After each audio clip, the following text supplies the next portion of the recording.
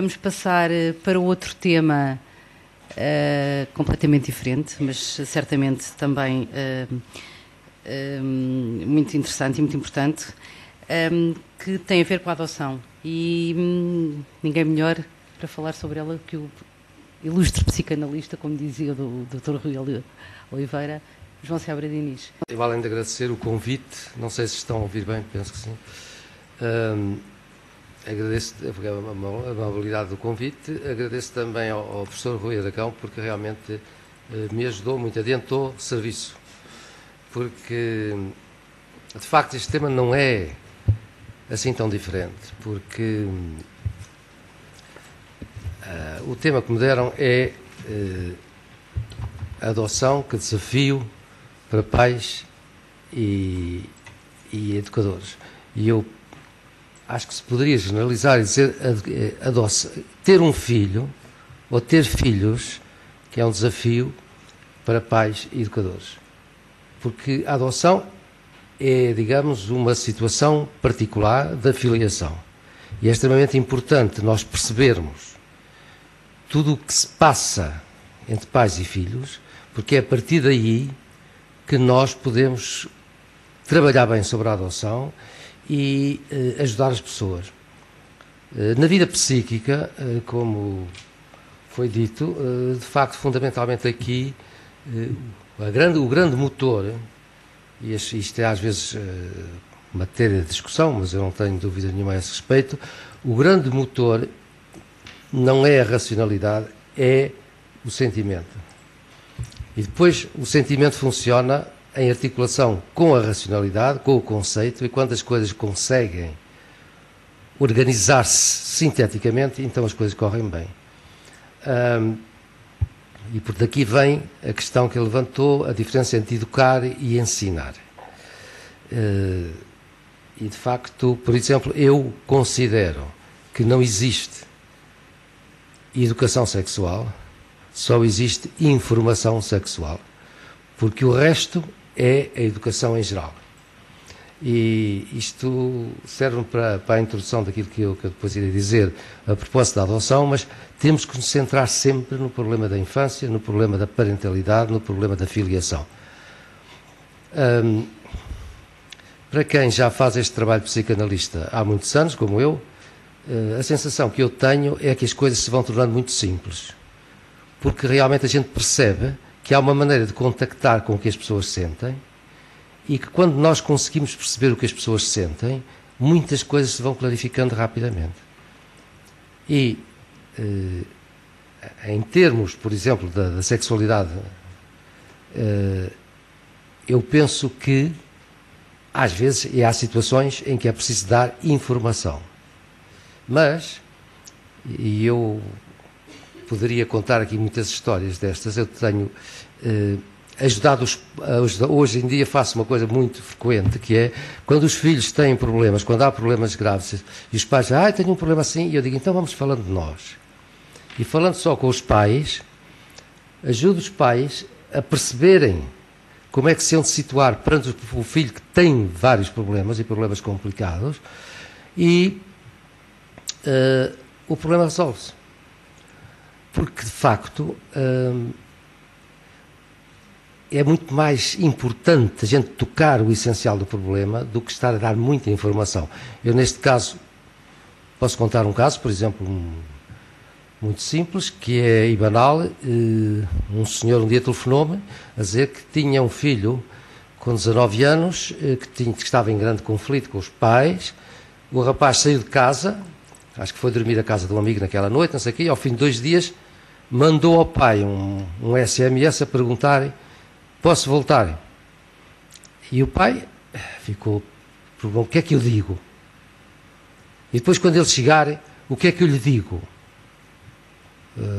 E eu disse assim, olha, mande-lhe um SMS a dizer assim, vem que nós gostamos muito.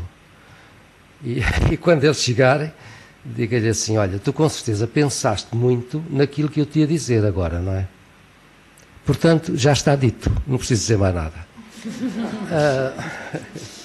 Coisas destas funcionam lindamente, não é? E o que é preciso é que os pais se habituem a falar com os filhos, não sobre os problemas, tens que estudar, tens que fazer não sei o quê, da sexualidade, isto, aquilo, mas que o filho perceba o que é que o pai ou a mãe pensam da vida, de determinadas coisas, seja do futebol, seja do que for, não é?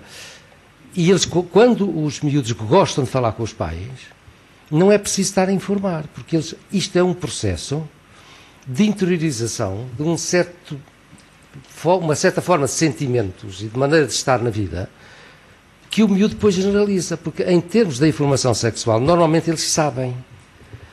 O que não têm é a maturidade suficiente para controlar os impulsos. E a maneira de controlar os impulsos não é a partir de saber os perigos, porque isso então aumenta a ansiedade e provoca dificuldades de controle, mas é através de uma identificação. Ele, que se tem um bom contacto com o pai, se falaram muito do futebol, das coisas que lhe interessam, do surf, de outras coisas do mesmo género, ele sabe o que é que o pai pensa, sabe como é que tem uma ideia e, sobretudo, um sentimento do que o pai pensa. E, diante de uma situação mais diretamente ligada com a sexualidade, ele tem uma referência e diz, se calhar o meu pai acharia que, ou acha que. E isto facilita muito mais do que estar a dizer os perigos. Portanto, isto é, eu penso que aqui o aspecto da fantasia inconsciente e justamente da ligação que isso possa ter então a uma informação, é muito importante perceber isto em todas as coisas. E mesmo na educação e na escola, a escola está em grande crise neste momento, eu penso que sim, não é? Os professores estão condicionados por toda uma série de investigações, de ratings, de avaliações, de coisas, e, portanto, não estão disponíveis para partilhar com as crianças o prazer da descoberta. Têm logo à partida uma caderneta ali à frente, um roteiro que é preciso tal, o que introduz qualquer coisa que pode ser muito bem estruturado, mas que tira todo o prazer da descoberta. E nós sabemos os problemas de concentração da atenção que isto provoca, nós sabemos o abuso que se tem feito nestas situações da medicação para controlar esta situação e, de facto, esta situação, dificuldades de concentração da atenção por falta de investimento afetivo do trabalho, por falta de prazer naquilo que se está a fazer, é uma coisa que aparece. Eu tenho tido variadíssimas situações, inclusivamente aos mais altos níveis do saber, pessoas que estão com teses de doutoramento encalhadas e coisas assim, que diante do trabalho que têm que fazer, desperta-se uma ansiedade e uma coisa brutal. Portanto, isto era um ponto que eu queria dizer, que é a importância de toda a componente emocional em tudo aquilo que se faz. A adoção é um caso particular e difícil da filiação. Mas o problema da adoção está do lado dos pais, não é o problema da criança. E está do lado dos pais como a filiação está do lado dos pais. E eu queria só ler uma coisa aqui, que já há muitos anos que eu escrevi, mas que acho que é bom a gente lembrar-se, que é, uma vez que temos que falar da adoção, que é: a adoção não é um daqueles temas de que se fale desapaixonadamente. Tem a ver com a infância, com o sentimento de pertença a uma família, com as mais antigas imagens de satisfação e insatisfação, de bons ou de maus pais, quer dizer, com a mais funda raiz daquilo que cada um de nós pode pensar do bem-estar, do amor e da felicidade. Quando se fala a sério da infância, ninguém fica neutro. Para bem ou para mal, isso diz-nos respeito, profundamente e intensamente. E, portanto, nós, quando estamos a trabalhar com situações suscetíveis de adoção, nós corremos o risco de estar a projetar nesta situação justamente as nossas fantasias inconscientes. Por exemplo, um menino infeliz e triste, vou dar isto a uma família rica e pobre, não sei o quê. Coisas deste género, que depois são extremamente complicadas. Podem ser complicadas no futuro. Eu gostava de, para não me perder, temos que terminar a que horas? Às 3, não é? Às 4. Às 4. Bem, como isto é um assunto sem fim, a minha ideia é esta, resumindo, a filiação e a parentalidade é uma coisa muito complexa. As dificuldades que os pais adotivos têm com os seus filhos adotados é inteiramente sobreponível e correspondente às dificuldades que os pais têm com os seus próprios filhos muitas vezes. Então ontem, falando com uma pessoa, com um colega, à noite ele me dizia que conhecia um senhor que tinha adotado um filho e que dizia a genética tem muita força, porque o miúdo era um adolescente que lhe estava a dar trabalho e ele diz, eu não reconheço isto não é da minha genética. Isto é autenticamente uma fantasia defensiva que vai bloquear toda e qualquer evolução positiva daquela situação. E eu lembro-me imediatamente de uma coisa que me contou uma senhora que era uma excelente mãe, e os filhos evoluíram bem e tudo isso, e quando os miúdos, enfim, faziam asneiras, disparatavam, faziam coisas, ela usava uma expressão que eu acho muito simpática, que era, eu sinto-me como uma galinha que chocou patos. Mas os filhos eram dela. Quer dizer, esta situação,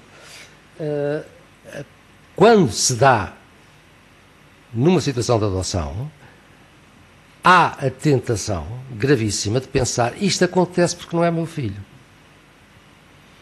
E então aqui tocamos num ponto absolutamente fundamental, que é para perceber a coisa, que é ter um filho é uma situação completamente irreversível.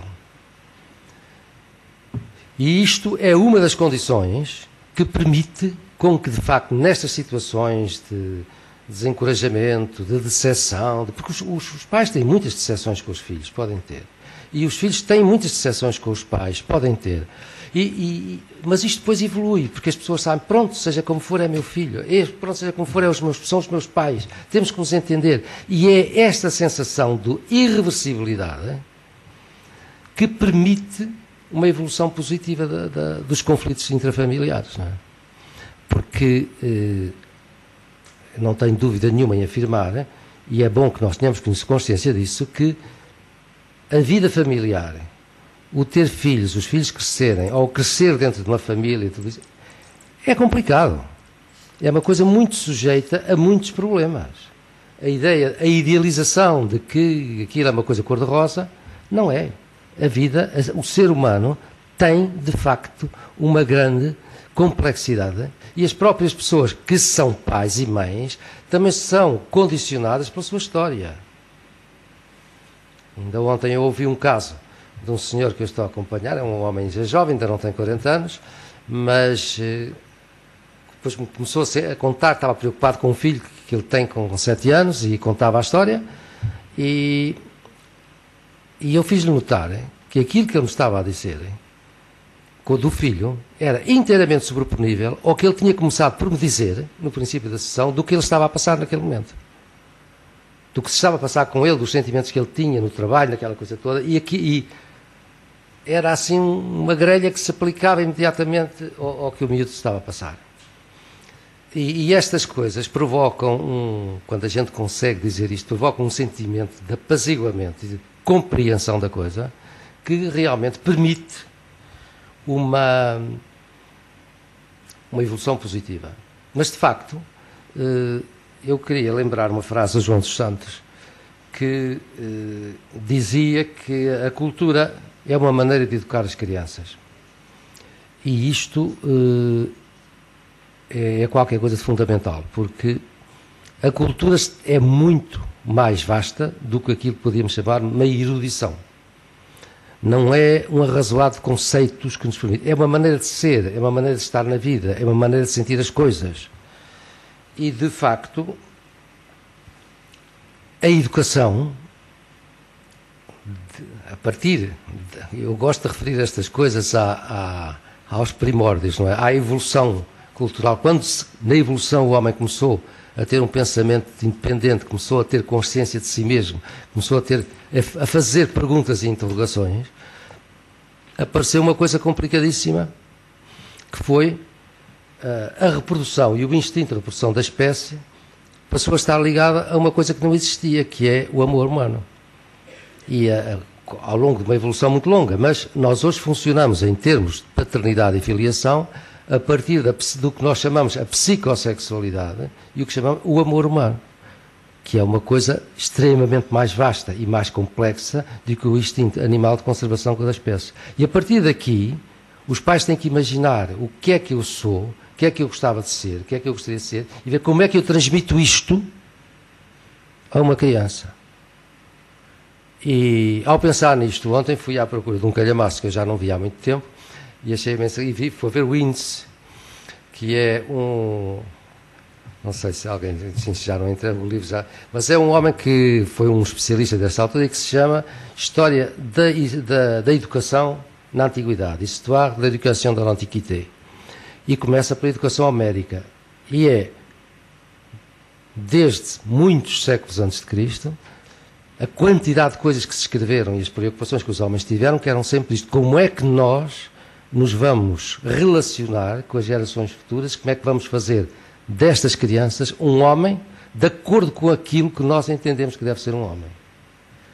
E isto, há coisas magníficas, extremamente ricas, e eu, a propósito da frase do João dos Santos, que a cultura é uma maneira de educar as crianças, a gente vê como realmente se fizeram enormes construções culturais a propósito disto.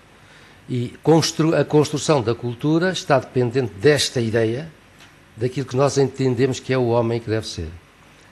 Eu penso que, admito que contestem e que nós estamos numa fase extremamente perigosa deste ponto de vista cultural, porque nós ouvimos constantemente, há vários anos para cá, não sei quantos, em todos os noticiários que aparecem, a coisa que é o problema económico, o dinheiro, a rentabilidade, o lucro.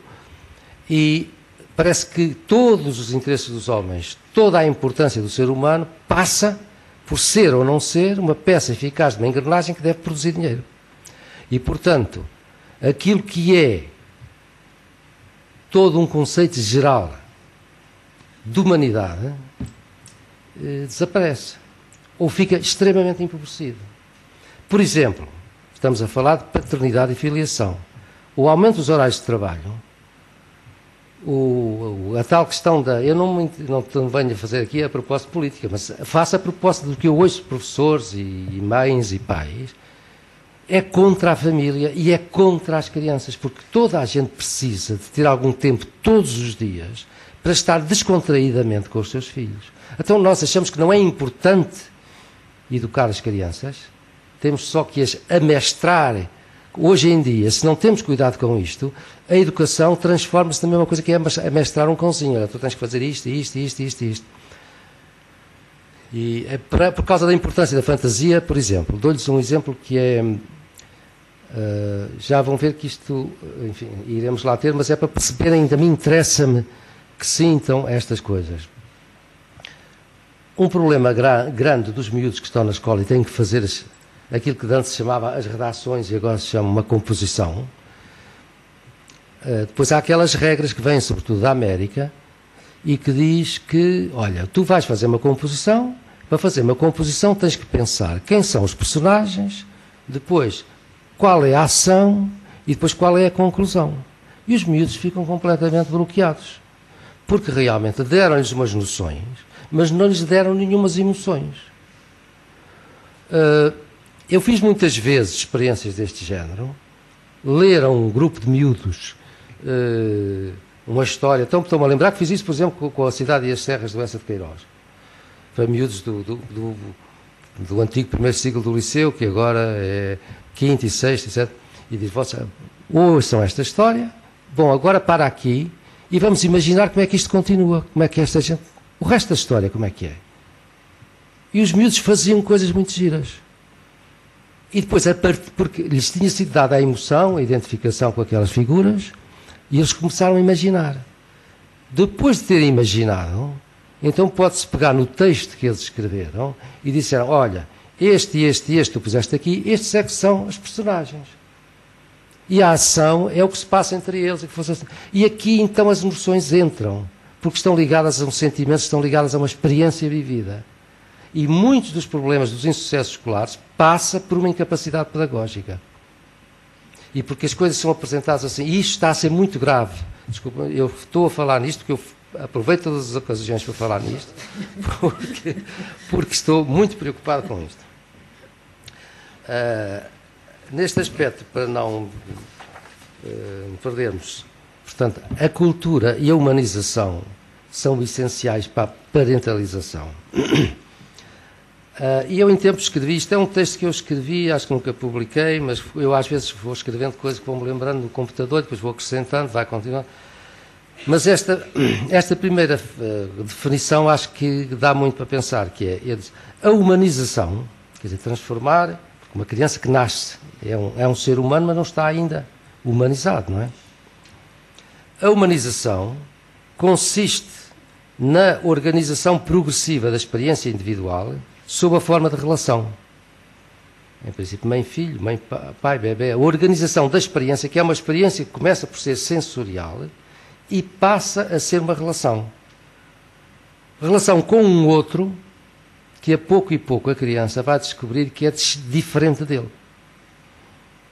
E depois, com este outro, estabelecem-se contactos significativos e organiza-se um sistema de comunicação que começa pela troca de afetos e de fantasias. E vem mais tarde a incluir a expressão verbal. Quer dizer, há uma comunicação extremamente eficaz e intensa entre os pais, não é só entre a mãe, entre os pais e o bebê, a partir dos afetos e do que sentem e do que transmitem deste sentimento. Mas na dinâmica desta relação, e aqui é que entramos propriamente também na cultura, vai-se elaborando uma compreensão estruturada e partilhável de tudo. Quer dizer, os pais são o mundo da criança, mas os pais vivem num mundo mais vasto. E a criança, quando começa a descobrir a vida, é os pais que ela descobre. E às tantas vai descobrindo como é que os pais veem as coisas, como é que é o mundo, como é que se vive, como é que as pessoas reagem, não é? Portanto, vão-se elaborando uma compreensão estruturada e partilhável de tudo, onde tem lugar privilegiado as convicções fundamentais, e isto eu penso que é muito importante. Esta compreensão de tudo tem como um elemento fundamental as convicções sobre a forma como os indivíduos se relacionam entre si, quanto ao valor dos afetos. Que valor é que a gente dá? Os afetos não são o mais importante. E quanto ao modo de reagir, isto é uma coisa que certamente os surpreenderá, quanto ao modo de reagir perante a percepção daquilo que se ignora. Porque nós funcionamos constantemente num universo, basta pensar nas galáxias, nessa coisa toda, que a gente não sabe, não conhece. Mas temos uma maneira de nos relacionar com isso. É muito mais aquilo que a gente não sabe do que aquilo que a gente sabe. E a criança aprende com os pais como é que se reage perante a percepção daquilo que nós ignoramos. Nós percebemos, aqui há uma coisa que eu não sei, aqui há uma coisa que eu não conheço, como é que eu lido com isto? É claro que isto depois tem vários níveis, pode ser o papão, pode ser o homem do saco, pode ser... Mas, de facto, diante de um universo que é cheio de mistérios, as coisas precisam de ser vividas em conjunto. E há técnicas para... Realmente, a gente instintivamente organiza a técnica. E isto é que organiza a cultura. Bom, eu queria falar mais diretamente sobre a adoção, claro, mas achei que era indispensável de abrir um bocado a ideia, a compreensão de que esta forma de relação entre as pessoas e das pessoas com os miúdos é absolutamente essencial para nós percebermos o que é a parentalidade e o que é a filiação, que são coisas imensamente, são coisas tipicamente culturais, são dimensões tipicamente culturais e que são fundamentais para nós compreendermos o processo da adoção. E aqui entramos num ponto que é quando as coisas correm bem, parece muito simples. Quando as coisas não correm bem é que a gente vê que é muito complicado. Por exemplo, o desejo do filho. O casal, Eu falarei no casal porque, em princípio, eu acho que deve ser um casal que adota uma criança. Há outras situações particulares, mas não vamos discutir isso agora. Digamos, o modelo básico seria esse. O casal que quer adotar uma criança não tem filhos. Em princípio, também há alguns que têm filhos e querem adotar uma criança, mas deixemos, são perfeitamente excepcionais. Portanto, o que leva as pessoas a procurarem uma criança para adotar é não terem filhos. E, portanto, estarem frustrados no seu desejo. Bom, aqui temos o problema fundamental. Quer dizer, como é que cada um vive o seu desejo do filho e como é que vive a sensação de que não tem um filho que gostaria de ter. E a maneira como isto é trabalhado é absolutamente decisivo quanto à maneira como isto vai evoluir. E aqui entramos numa situação prática, que é fonte, penso eu, de muitas perplexidades ou de muitas controvérsias, que é como é que nós vamos selecionar os casais que pretendem adotar? Ou selecionar ou preparar?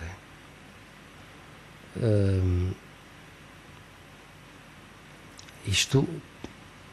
Hoje em dia, penso, não estou muito informado sobre a maneira como as coisas correm, estou informado sobretudo sobre os casos que correram mal, porque me procuram por causa disso, e eu penso que há muito a tendência de fazer uma seleção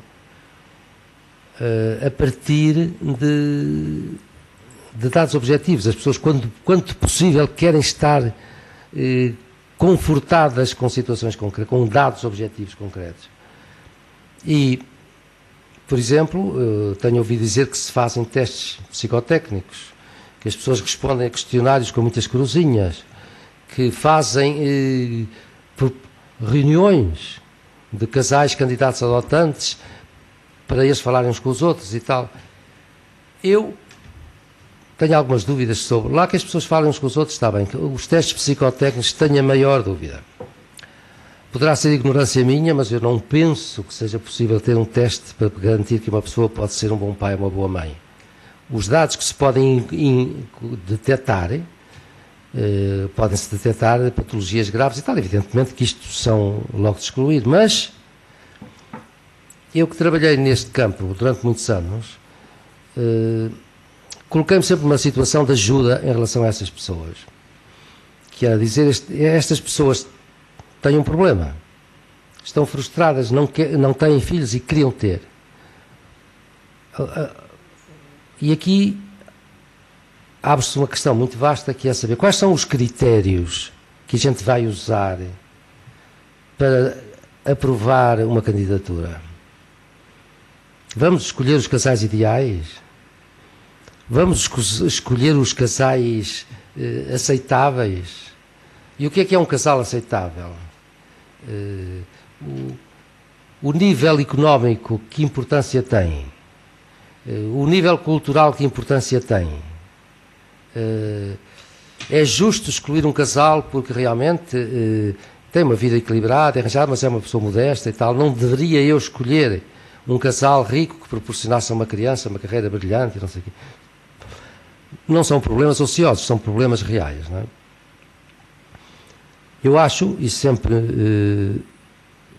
me pareceu que era o mais correto, que a gente tem que tentar não averiguar as condições ideais, mas tentar detectar se há situações de risco que desaconselham a adoção. E aí nós podemos ter algumas ideias. E, portanto, quando acolhemos um casal que querem adotar uma criança, a proposta que eu acho que se deveria fazer era assim: vamos ver se isto é bom para vocês. Não é dizer, vamos ver se é bom para a criança, vamos ver se isto, vocês têm condições para poder ficar felizes com uma criança. E isto não é uma posição estranha, porque se eles ficarem felizes com um bebê, o bebê também fica feliz com elas, fica contente, não é? E depois nós temos que avaliar muitas coisas aqui na conversa. Dizer, façam as perguntas que quiserem, ponham as vossas dúvidas, peçam as informações, e ao fim de algumas entrevistas, às vezes acontecia que eu dizia às pessoas, olha, eu acho que vocês, se calhar, nesta altura ainda não é bom adotarem, porque têm esta dúvida, têm este problema, se calhar isso vai ser complicado. Acho que é melhor pensar, continuar a pensar melhor e tal. E explicar porque é que não era bom para eles. Ou porque é que me parecia que não era bom para eles. E depois há uma coisa aqui que é tal coisa fundamental que eu dizia, que é a pessoa deve poder estar numa atitude de aceitação incondicional. E isto acho que é uma coisa básica. As pessoas não são obrigadas a não ter medo. Mas se têm medo, então esperam mais um bocado. Agora, se a pessoa diz, não senhor, pronto, a gente, para o bem ou para o mal, é absolutamente essencial. Nós queremos correr esta aventura de ter um filho. Mas isto não quer dizer que as pessoas não sejam informadas do que se sabe da hereditariedade, do que se sabe de doenças eventuais. As pessoas têm direito a ter esta informação toda. Mas depois decidem, não é? Agora, outra coisa que eu penso que é fundamental neste aspecto, e isto também não é, digamos, nesta altura a prática corrente, é que enquanto a pessoa não dá uma resposta, dizer sim senhor, com certeza, não se lhe mostrava nenhum bebê, nem nenhuma criança. Eu digo nenhum bebê, quer dizer, porque eu acho, isto também é um modelo, não é? Nós, em princípio, deveríamos pensar que o ideal é adotar uma criança pequenina. E depois, se por acaso há uma criança que tem alguns problemas, eu acho que se deve dizer à pessoa, olha, nesta altura há uma criança que tem alguns problemas, tem algumas coisas. E são estes os problemas. Se vocês quiserem, até lhes deixava falar com o pediatra da criança, poder toda a informação, mas não lhes deixava ver a criança. O que dizia era assim, vocês agora vão pensar, não me dão a resposta hoje. E depois vêm-me dizer se sim ou não. Mas se disserem que não, não ficam excluídos de uma nova criança. Porque realmente a pessoa tem que se sentir livre, não pode sentir que lhe impingem uma criança problema. E depois se a pessoa dizia, chegava a dizer dias depois, disse, sim senhor, nós queremos essa criança. Eu dizia, então levem. E levavam. A ideia de que andamos para cá, andamos para lá, vamos ver o bebê, depois tiramos fotografias e depois voltamos cá, eu acho que isso que é absolutamente prejudicial. Porque a pessoa leva a criança e a partir dali é filho. Sabe? E o que nós temos que fomentar é esta sensação. Pronto, agora é meu. E quando as pessoas são capazes de fazer isto e de imaginar que realmente o filho é delas, dizem coisas espantosas, como por exemplo uma vez uma senhora ao fim de 2 meses que levou um bebê, depois vinha mostrar-nos o bebê e não sei o quê, e diz, os meus vizinhos dizem que é tão parecido com o pai. Porque... Bom, estas coisas acontecem até por uma razão simples. Um bebê tão pequenino não pensa, mas depois há muitas coisas que têm a ver com a parecença, podem ser adquiridas. Estilos, gestos, tons, que realmente depois dão uma configuração que parece ser isso. Mas isto é um ponto, não é? Outro ponto é, de facto, na evolução da criança põem-se problemas como se põem na evolução das crianças dos filhos normais. Só que nos casos de crianças adotadas, as pessoas com facilidade se interrogam.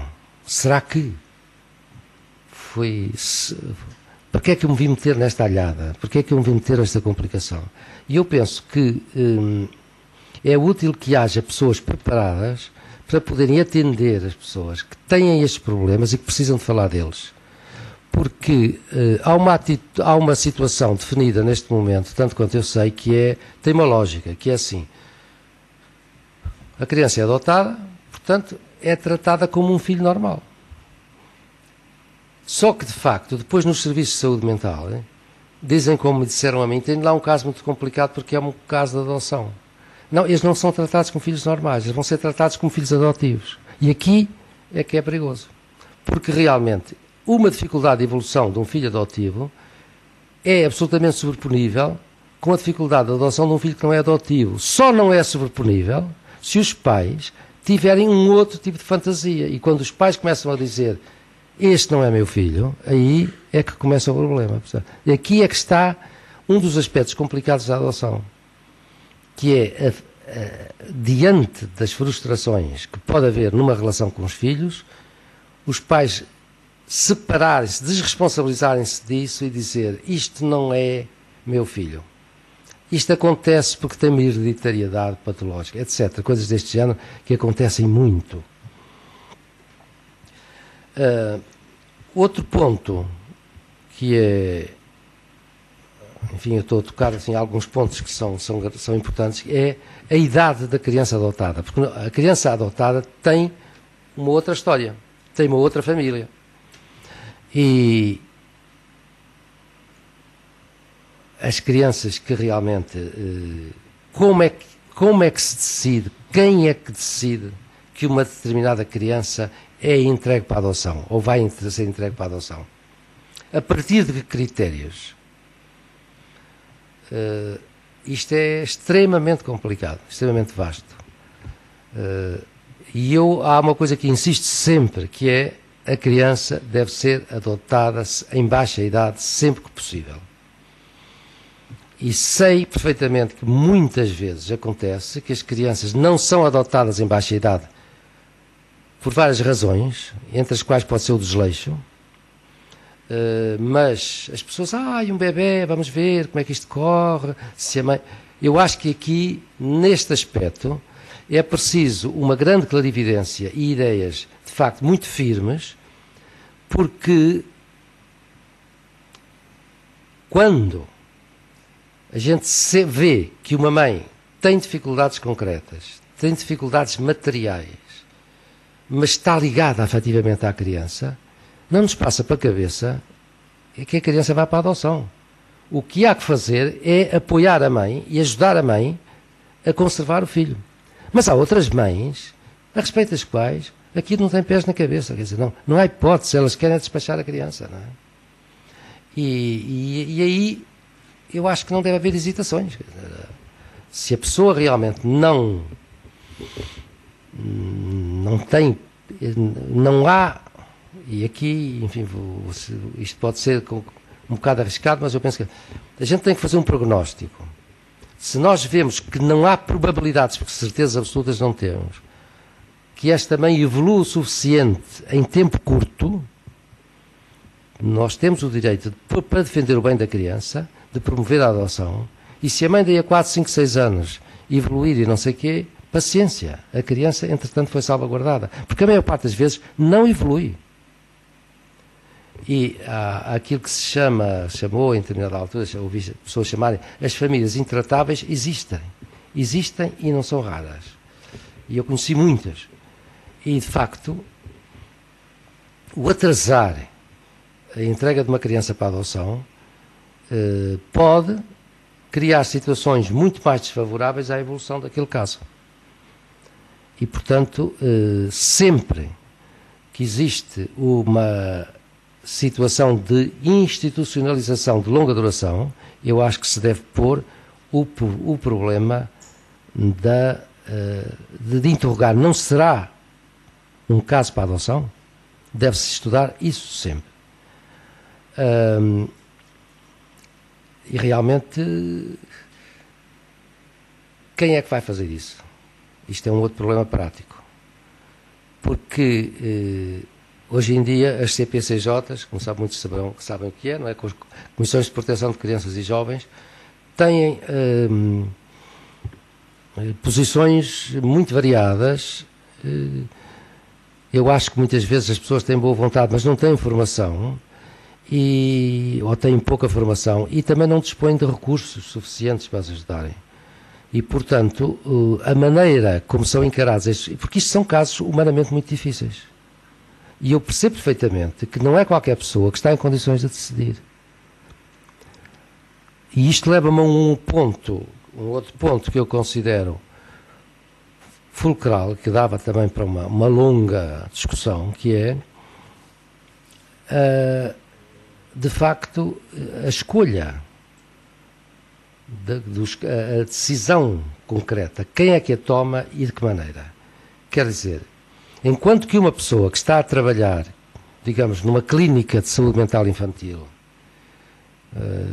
que tem uma competência nesse campo e, portanto, vê uma criança, tem este problema, o tratamento será isto, será aquilo, tal. Esta pessoa, em princípio, não tem que tomar decisões. Tem que prescrever uma terapêutica. A decisão é no sentido de saber qual é o procedimento adequado para aquela criança evoluir. No caso da adoção, como nos casos de crianças institucionalizadas, os técnicos, as pessoas que estão a tratar disto, têm que tomar decisões que realmente têm um impacto real na vida da criança decisivo. Portanto, não basta uma competência técnica. E eu aqui, resumindo, antecipo, eu acho que as equipas que trabalham na adoção devem ser interdisciplinares, ter pessoas com várias competências e depois de estudar um caso, considerando os aspectos sociais, os aspectos psicológicos, os aspectos médicos e os aspectos jurídicos, pelo menos estes, existem, temos que juntar tudo e tomar uma decisão. E essa decisão toma-se na base de quê? Apenas de uma coisa, da prudência e do bom senso. Não há outros critérios. A pessoa, tendo recolhido todos os dados destas várias fontes de informação, tem um problema prático, que vai ter um impacto enorme na vida de uma criança. E tem que ter a coragem e a lucidez de tomar a decisão que considerar mais oportuna. E isto aqui não há que fugir, isto é um dos pontos absolutamente. E as pessoas têm medo e vão adiante, vamos vendo, vamos a ver. E as crianças vão passando anos e anos e anos, e depois quando as crianças começam a dar maçadas, então pensam que talvez seja melhor arranjar um casal que a leve.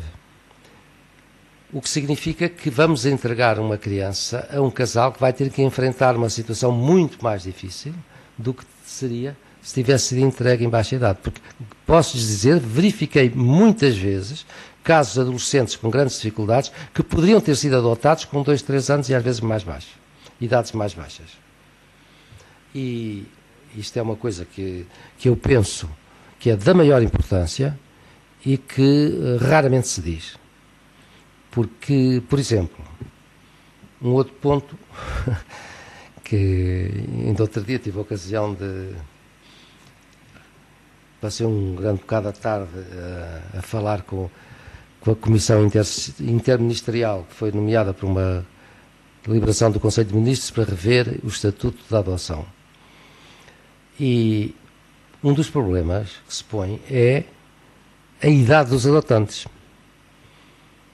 E houve uma determinada altura em que se pensou em alargar para cima a idade dos adotantes, que nesta altura acho que vai até aos 60 anos. E eu que sempre tinha feito parte das comissões nomeadas para rever a legislação à medida que se ia fazendo, a partir daí deixei de fazer parte, porque eu acho que realmente discordo totalmente. Porque me diziam, mas é que isto dá a oportunidade a muitos adolescentes de poderem ser adotados, porque realmente mantém-se o não permitir uma diferença de idades maior que não sei o que e tal.